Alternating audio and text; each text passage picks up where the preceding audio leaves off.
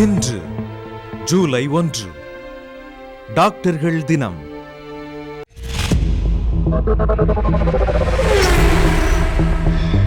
ஆயிரத்து 1961 இங்கிலாந்து இளவரசி டயானா இன்று பிறந்தார்.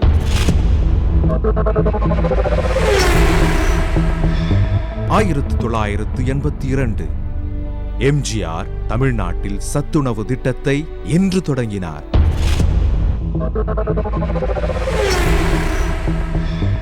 1988 அகில இந்திய ரேடியோவில் 14 ஆண்டுகளாக தொடர்ந்து ஒலிபரப்பாகி வந்த இன்று ஒரு தகவல் நிகழ்ச்சியை தென்கட்சி கோ சுவாமிநாதன் தயாரித்து வழங்கினார்.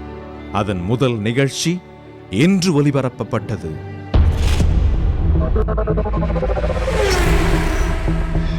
1997 தமிழக முதல்வர் கலைஞர் கருணாநிதி சாதி அடிப்படையிலான தெரு மற்றும் சாலை பெயர்களை அகற்ற உத்தரவு பிறப்பித்தார். இன்று